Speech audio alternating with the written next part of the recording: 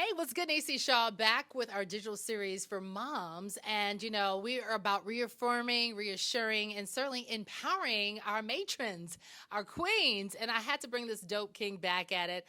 My motivational guru, former NFL star. He's a former teacher, and he is an international motivational speaker. Robert Jackson's back, y'all. Hey, I'm not going to say NFL star because NFL stands for not for long. I got cut. Hence why you're I motivating. started on the bench.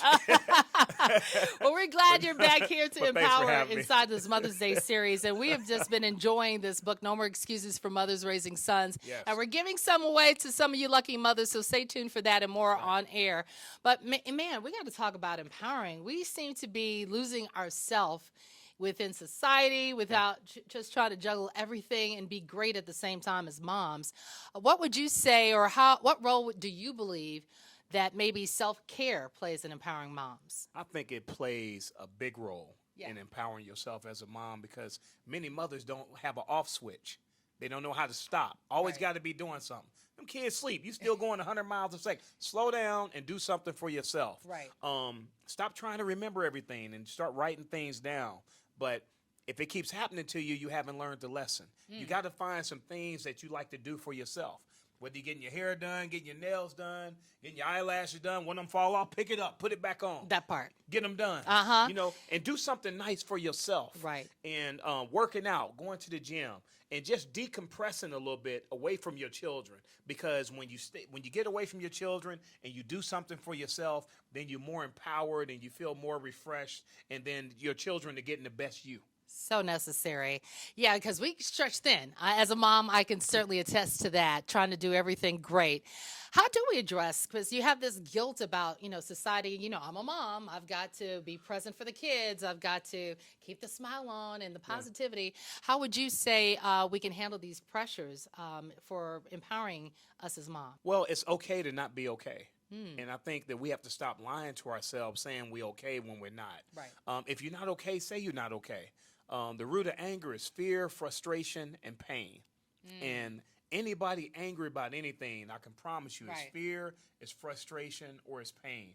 And there's 4 ways to deal with pain. Tell us. Number 1, you have to admit it. Okay. You have to admit you're in pain. Think about our families. We have so many family members walking around in pain. Do they ever admit it? No. They just continue to walk around in pain and disease, and because pain causes disease. Right. And stress is the #1 killer in this country. So admit that you're in pain. Number 2, you write it down to release it from your spirit. Number 3, you speak to somebody you trust. And last but not least is forgiveness. Who do you need to forgive? Forgiveness is not for the other person. Forgiveness is for you, so you can move on. Right. Somebody did something bad to you 30 years ago. They dead and gone. You still holding on to it. Right. So you have to forgive yourself. You got to forgive them. Then you got to forgive yourself so you can move on. I never said forget.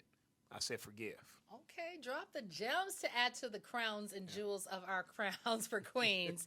Well, how effectively, though, would you say can we balance our, because we have our own personal goals? Sure. Like you said, find time for yourself. To me, I think consistency. We will find it, but we won't keep it consistent. Like, okay, every other week, get your nails done or have that standing Right. appointment. How do you feel we can effectively balance all of these goals in today's society as moms? I think that you need to set your goals, write them down, and then follow through. Right. Because when you put yourself on the schedule, and that's what I do, and I believe moms should do it. Moms who are on the schedule, Right. they seem to be more relaxed. You know that your kids got to be at school at this time. If you get up in the morning and work out before they go to school, Right. while they still sleep. And then when they get up, breakfast is ready. Right. And then, you get your kids off of school. Then you can start doing something for yourself, whether you're going to work, whether you own your own business, or whatever you're doing. You're checking your emails. Put yourself on a routine. Those routines, it cuts down on the trauma and the stress. And when you cut down on the trauma and the stress, you're better for your children. That part. I was like, y'all better be getting this and writing it down. But we'll have more of the series, by the way, on radio, as well as follow us at Classix 1029. But we got to close on a great note. Outside of this great book that you have that has been so empowering for me, myself, as a national speaker and author, do you have any empowering messages or something you want to end with? Yeah, sure. I mean, I have so many that I can think of, but just remember that money can buy you a lot of things, but it can't buy you a good night's sleep. It can't buy you an appetite. So more than looking for money for happiness, just be happy, because being happy makes you rich, and being kind makes you cool, and being healthy makes you wealthy, and being peaceful makes you successful. That part, because there's no way to be a perfect mom, but there's a million ways to be a good one. That's right. Y'all have a wonderful and good day. We'll be back to be your best you, better ways to factors coming up on the Niecey Shaw Show. Stay close. Classix 1029. Happy Mother's Day. That part.